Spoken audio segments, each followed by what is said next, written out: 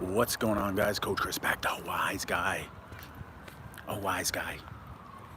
Right here on YouTube. If you're new to the channel, make sure that you subscribe. Hit that subscribe button and click the notification button so that you know when I go live. Because it's not always the same time every day. Last week it was between noon and 3. This week I think I'm gonna do a after hours session to see how many people are on live with me. So I'm gonna do sometime after 5, but definitely before 7.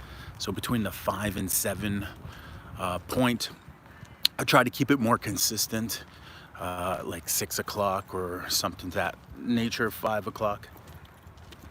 Today I am inside this park here.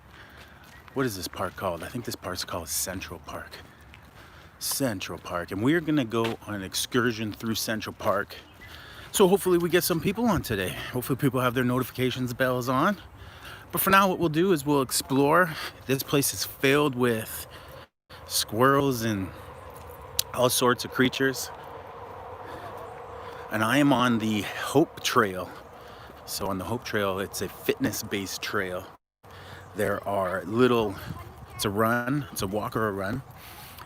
And there are a lot of little pit stops to get some exercise in. But look at some of these trees. They're absolutely gigantic. And just a heads up, if my phone goes crashing to the ground, it's because my little duck destroyed my I should probably stepped on it by accident. My little carrying case. But some of these trees are massive. They're just tall. Right to the sky. So let's walk and talk Amazon FBA. We'll talk a little bit about productivity last week. What did I get done? It was really a break week for us. I did not hit my goals in terms of private label research, product research. So I didn't put any time into it. And retail arbitrage, just really rare, like limited stuff. As far as stores, I did target a couple stores to do some videos for you guys, but I didn't, what does this say? Don't know what this says. Little gazebo. I did not ship anything, so no shipments went out for me. We didn't even do a ship plan. We really didn't put much inventory at Amazon last week, so which was nice. It's nice to know that you can go a week or more. We can go a couple weeks, not source any inventory, not ship any inventory. Meanwhile, we have always grown when it comes to how much money we make from our Amazon store. And it's because, up till now, we've always grown our inventory. We've always grown how much inventory we have at Amazon. We're always sending new inventory to Amazon. So it pays off when you want to take these vacations. One thing I will do, I have kind of prepared is I have set up some meetings with some of my current suppliers just to make sure that my inventory is fulfilled. I have to get some deposits out on that stuff. What's up, Black Stack Tube? Good to see you on here. Remember the comments, make the content. I'm doing good, man. Weekend was nice. We had a rainy Saturday. Sunday was awesome. It was one of the best Father's Days ever. Had a lot of family hanging out, chilled, ate some KFC, played some random games. It was good times, man. Good to get away. I was just saying, didn't do a whole heck of a lot in terms of retail arbitrage last week. Didn't do a whole heck of a lot in terms of sending any inventory to Amazon last week. It was pretty quiet. I don't know, but how was Amazon last week for yourself?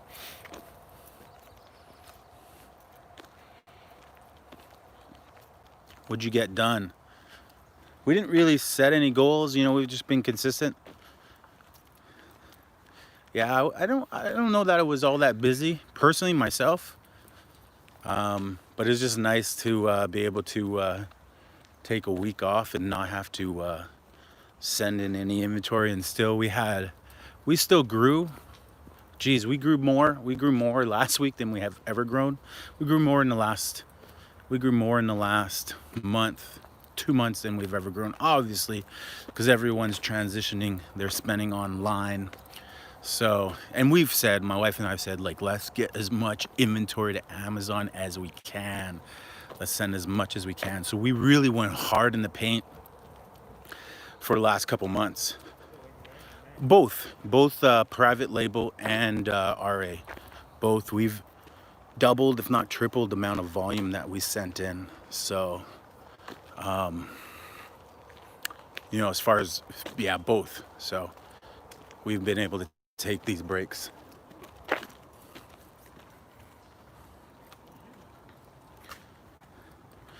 You got 3 boxes in? That's nice.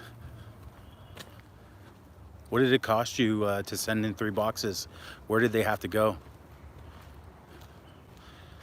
Do I have any recent videos on pay-per-click? Not really, because I'm not really doing anything differently. It's, you know, I haven't $33 to Brampton, 3 boxes, $33 Brampton, 11 boxes. How many units in total? Like, are you doing about 50 units a box kind of thing? So 150 units in total? Yeah, no, I've had the same location myself. Everything's been going to the same location for myself. The only time I'm kind of discovering, I never really pay attention to this, but the only time my inventory needs to go to multiple locations is, I mean, there's a few reasons that I know, but now I'm discovering if my inventory is large or oversized kind of thing, there must be a separate warehouses where they store their large inventory. Because a lot of times when they ask me to ship my inventory and they break it up, it's like, we want these 4 big things, you know, and these 10 big things to go to this location, the rest to go all to this location. So that's usually why they split it up, you know. I wonder why else they would split it up. They split it up. The other reason they split your inventory up is if you ask Amazon to do the stickering or poly bags, then they have to split it for that reason. And then the other reason they split my inventory up, I think, you know, it's just odd. Like, sometimes my inventory is, some of it goes local, close to home, and then some of it, you know, it's obviously in Ontario, or some of it's in BC. Never really spent much time figuring it out, but I do know that it's always the big stuff. My big stuff seems to get split up. So if anytime I'm sourcing, like, I just sourced some Paw Patrol, some big Paw Patrol boxes. They're pretty big. It's probably one of the biggest boxes I've sourced. They always get split up. So that's interesting. Sorry, I went down that rabbit hole. Just thinking about what I split up. Coming on a family of birds here.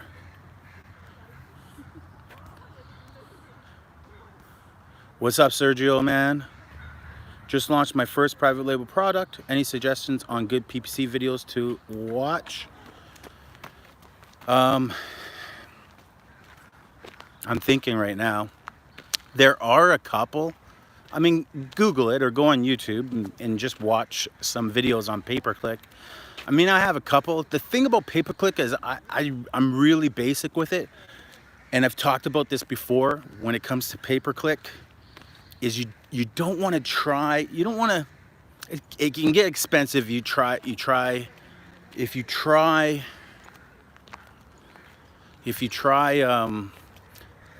new things, it can get expensive. You can try, if you just automate your stuff. What's going on here? Let me explain this. See how I can explain it. What's going on? Who's up here? What's going on, Denia72? Is that Denia72? Denia72. Cool. What's going on, Denia72? You're new. Pay-per-click. So one, keep it simple. The simplest forms of advertising on Amazon are the best. 2, turn your reports on and pay attention to your reports. Thank you, appreciate it. Thanks for watching my videos. Smash that like button. Hey guys, you got 3 of you guys on here. Make sure you smash that like button. And oh, look at a fish in there. Ooh, big little fish in there. Check it out if you can see it. There's a couple massive looking fishes in there, swimming around. The duck's right by that duck. There you go, got a better view. Hard to see right now, but there's a big fish right there.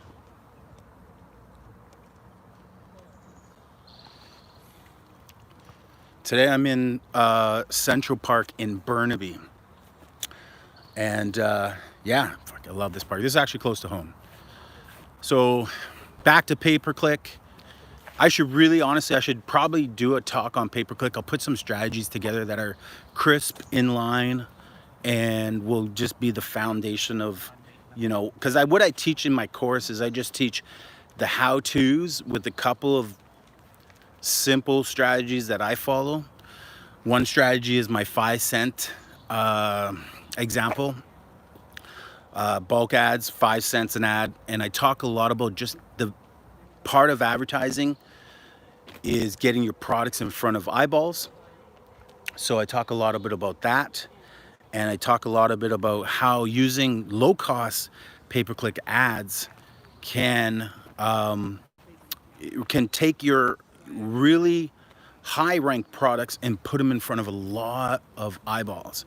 So that's one area that I put a lot of my pay-per-click advertising budget into.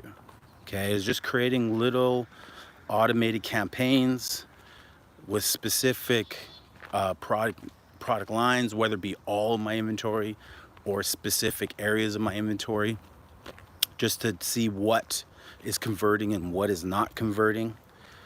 I'll put those types of campaigns together, but it'll be really cheap, 5 cents a click.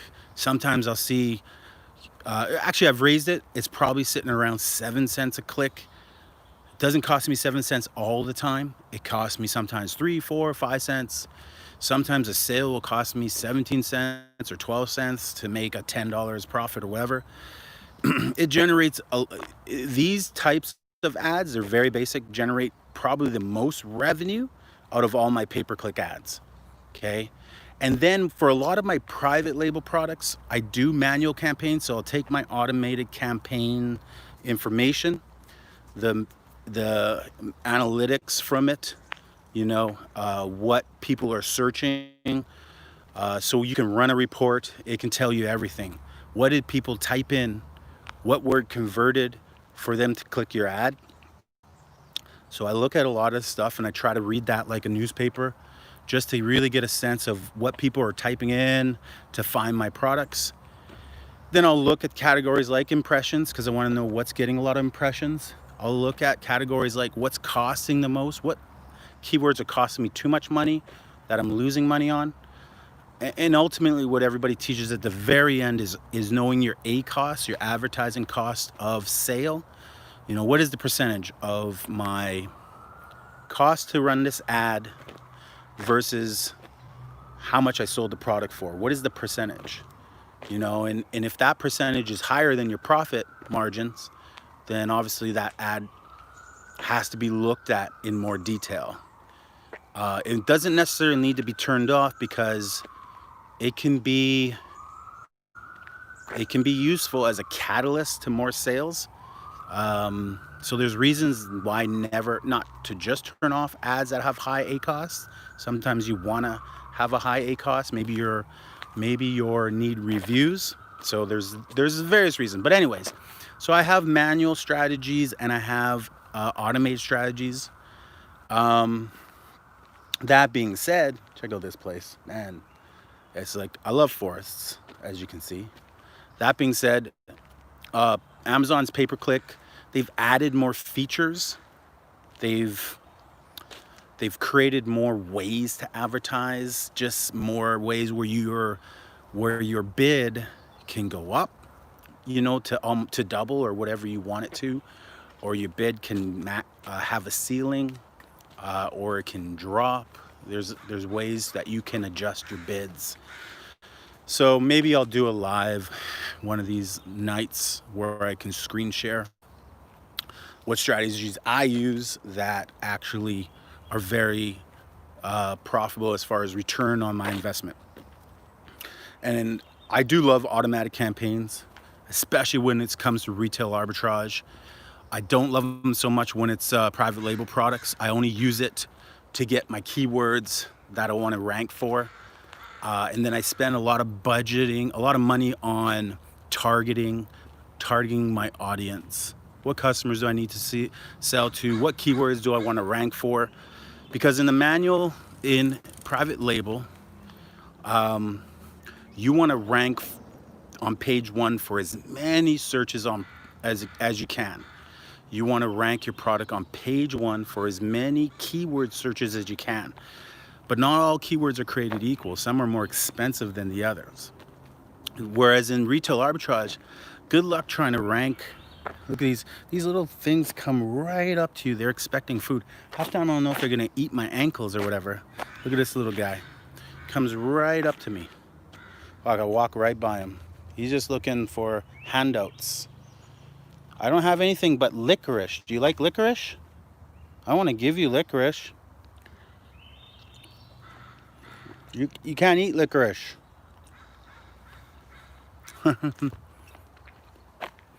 Thanks for smashing that like button. What else do we got here? It's good info, Sergio. The great info will come at nighttime when I can actually demonstrate to you what I mean about each one. But I mean, obviously it's in the course. And I talk about it in depth in the course. I talk about it in great depth. One thing about being in the forest is I have no clue now where I am. What's east, what's west? No clue. They come right up to you. Check this out. Hi, buddy. You just come right up. You're expecting food. Here's my foot. Here's you. I'm not going to kick you, but I just wanted to show everybody how close you are.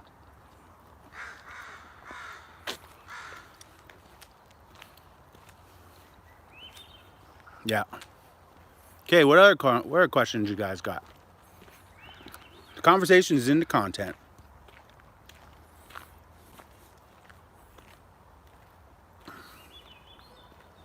Any questions, Denia? Let me know. Thanks for watching the videos. Now's the time. If you have any questions you want to ask, I'll elaborate as much as I can before I head home, chill with the children, do what I want to do. I haven't really,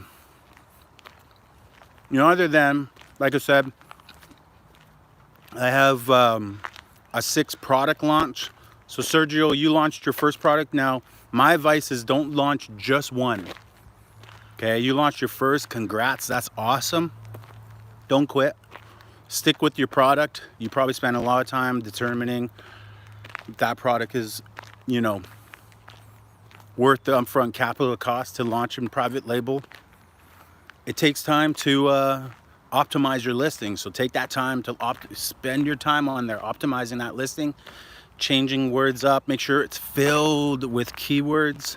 So make sure you're doing and taking your time doing keyword research, finding as many keywords as possible. The keywords will help you rank for that product. What's going on, Joan? Have you noticed a big change with your pandemic? I don't know what you just said there. Joan Thelwell says, have I noticed a big change with the plandemic happening with your sales? Plandemic? Well, biggest change I've noticed is that I'm up about 2.5x since pandemic. So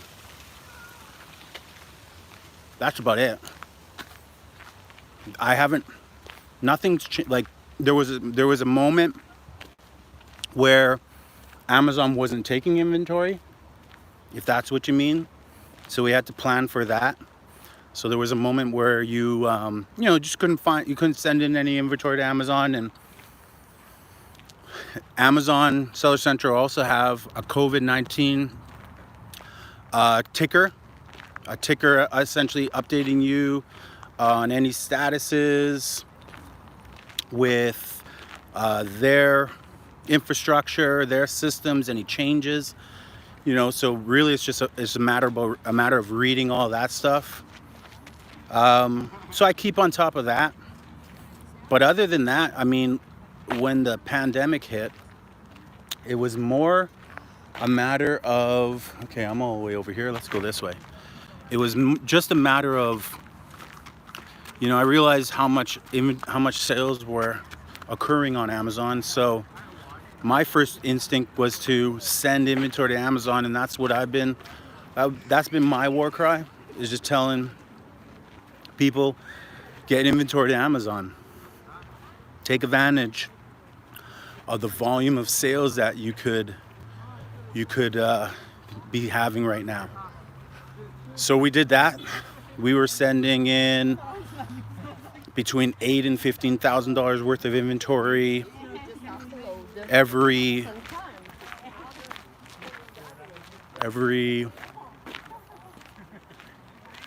month, roughly. So yeah, we never dipped below 8,000. In fact, our last shipment was a little bit over that. And that wasn't just our private label inventory. That was also a lot to do with our retail arbitrage inventory as well. In fact, our last shipment of retail arbitrage RA inventory was around 8,000. This month we'll probably put in upwards, just doing the numbers in my head, I asked for 50% more inventory on a few of my items. So thinking 5 plus half, 7,500 plus 2, so about $10,000 in inventory, which is not a whole heck of a lot when you think about it. And again, what I tell people is what you put in is what you get out, as long as the inventory is good.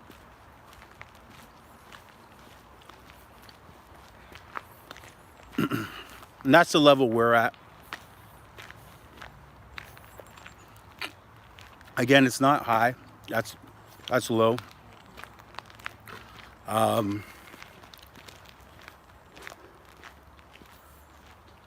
We will probably this year put in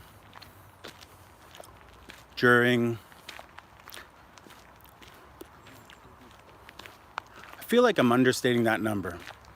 I definitely feel like I'm understating that number as far as inventory. 10,000 a month, 120,000 a year. Yeah, I'm definitely understating that number. I want to say it's 10,000 a week, not 10,000 a month. Yeah, it's about 10,000 a week. I'm definitely understating that number because we're about at a mil, just over a mil in sales. So, and we're definitely putting at least about 400,000 in inventory at Amazon. Sometimes a little bit less. Don't mind me, I'm eating a licorice.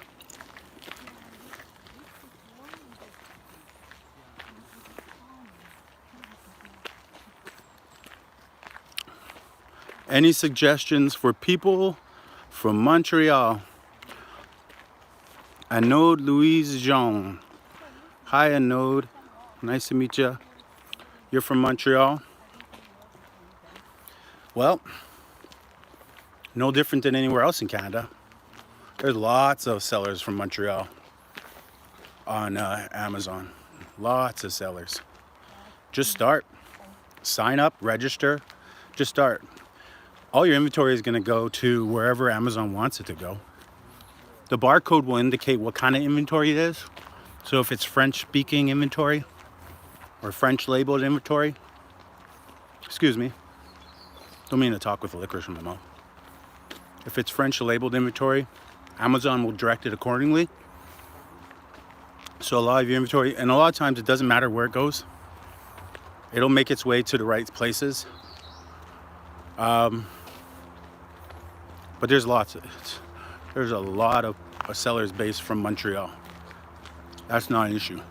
So just start, join my course.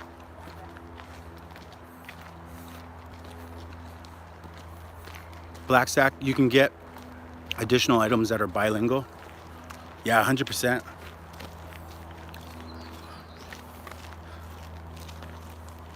Inventory comes in bilingual, for sure.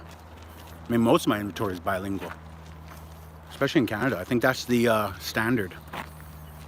In Canada, your inventory must be bilingual. So your inventory will sell across Canada, no problem whatsoever. I'm lost. I have no clue where I am. Movies, games, toys, you name it. Books. Books are the only thing that are going to be French or English, right? In Montreal, I love Montreal. I've been to Montreal a few times. And it's Quebec. Quebec that has a more all French speaking, all French driven economy, doesn't it? I think. But Montreal, I mean, I went to the mall in Montreal, man. Friendliest place on the planet. Hey, how's it going? Thanks for coming. It was so... We were in Mont-Tremblant, which is one of my favorite places in Canada. Kind of like Whistler. Mont-Tremblant. And it was awesome. And we went to Montreal. And it was awesome. So, I haven't been there in a while, though.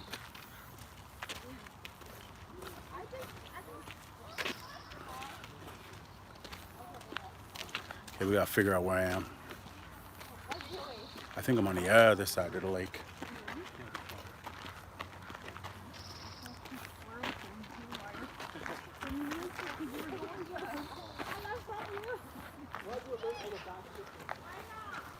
Yeah, I took the long way around this little pond.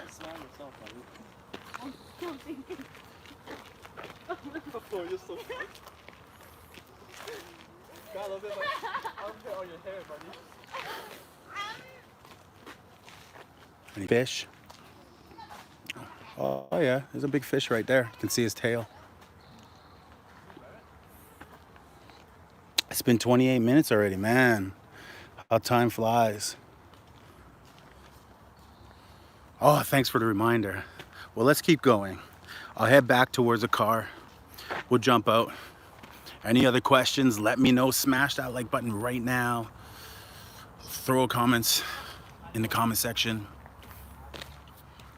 But smash that like button. Let's get this video to like 10 likes by the end of it. Before I jump off, let's get this video to 10 likes. I'm gonna keep saying that. Before I jump off. What do you guys want to see as far as content? What do you guys want to hear about? I know you talked about PPC, shipping, inventory, pandemic. What else do you guys want to talk about? You are good Amazon YouTuber. Thank you very much. I appreciate that. And note says you are a good Amazon YouTuber that I follow. I will buy your course for sure. Awesome. Thank you. Buy the course. The course, like I tell everybody, of course, is on sale right now for $297, and it's got everything in there.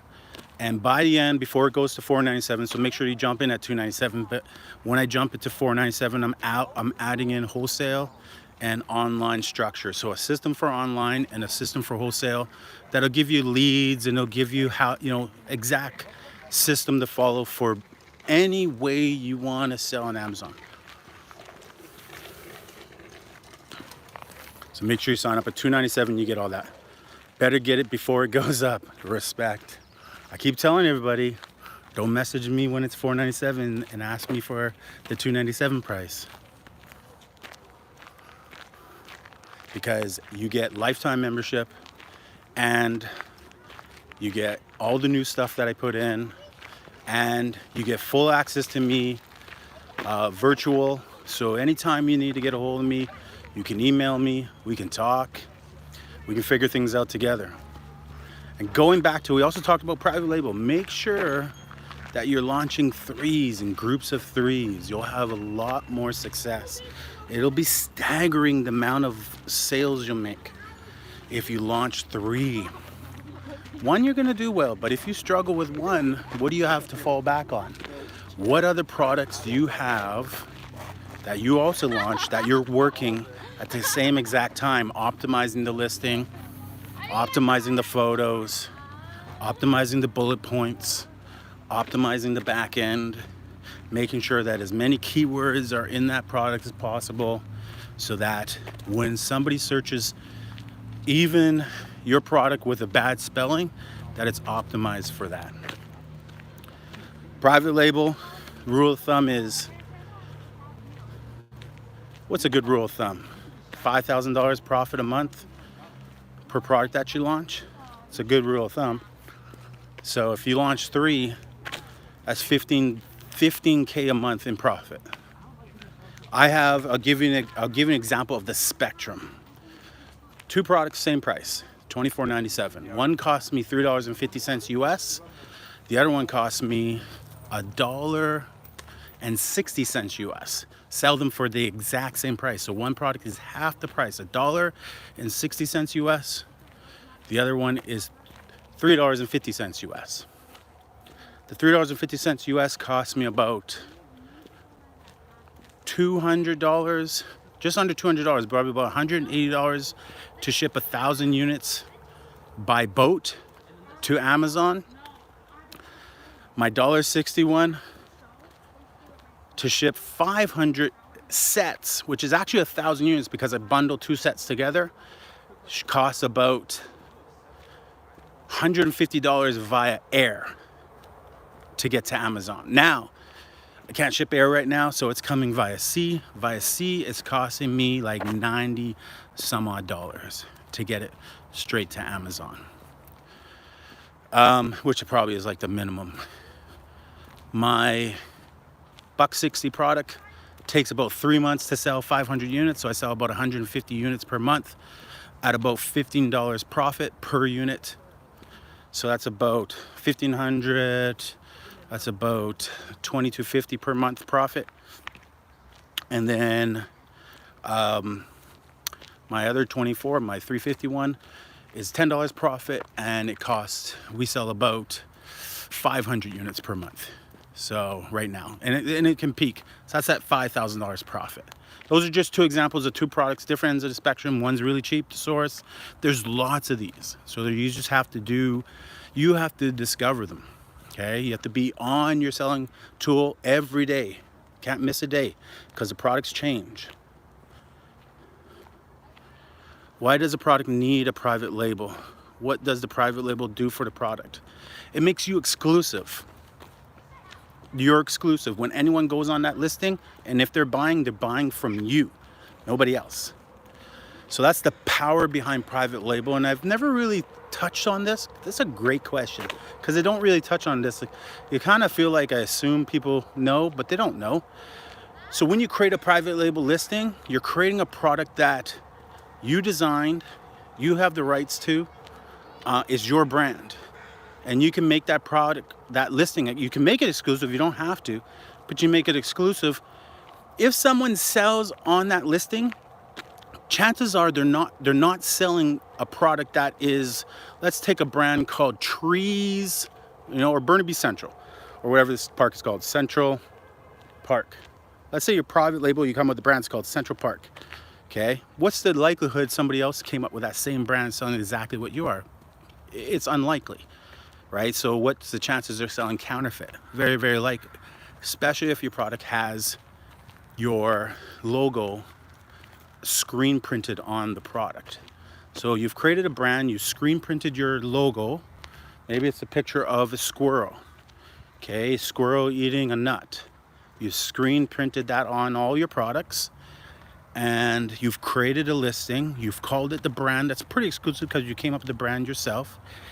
And you've created the listing and the features, and you created some packaging for your product, and you've created maybe an owner's manual. That stuff you can do over time.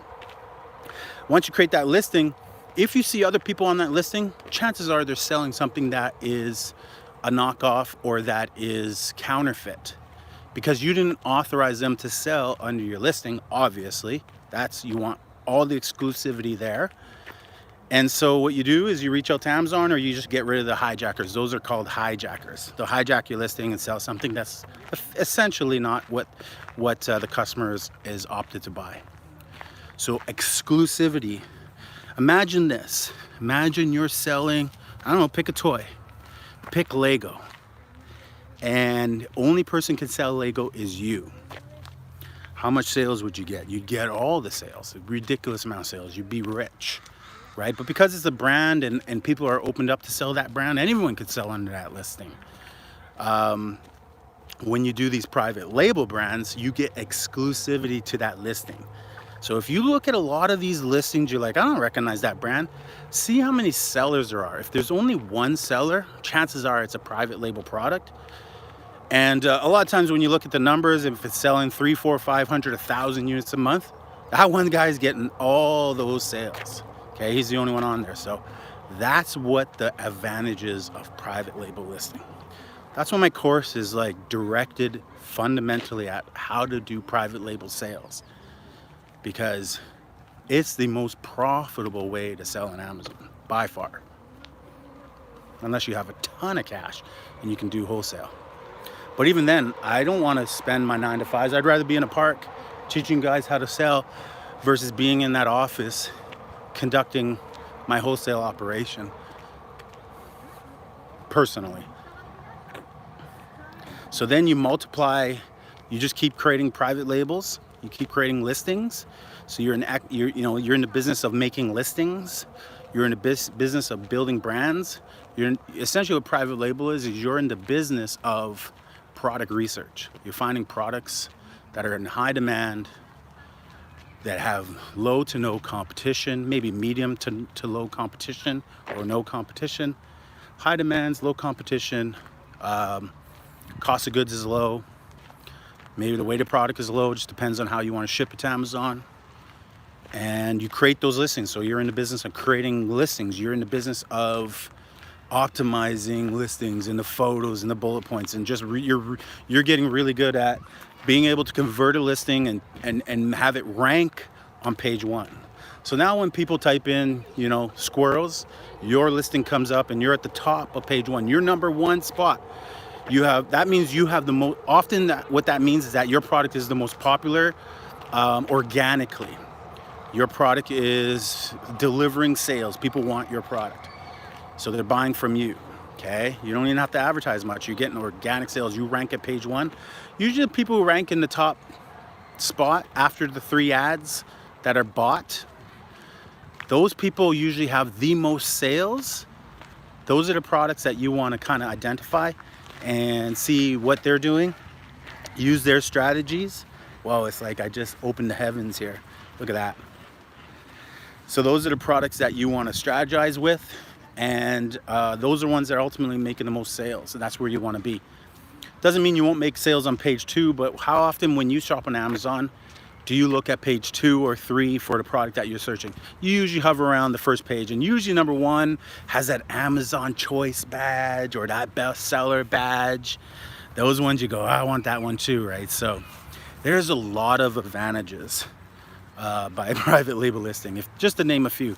All right, I'm back at my hoopty. What do you know? There it is. Okay, let's see if there were any more questions before I jump off of this bad boy. Black says, does the product need to have a logo on it? Would it still be private label if just the listing has a name you created? Are you a fan of bundling products? Craig Fisher, nice to meet you. Yes, I am a fan of bundling products. It's a very profitable way to increase how much money you make off a sale. to add value to a product. So yes, and I teach, you know, in some of my videos I teach how you can go to dollar stores and buy products and bundle them, create listings, and make a lot of money doing it that way. Check out a video, it's called the Dollar Tree. Look at my Dollar Tree videos and you'll see a couple based on bundling.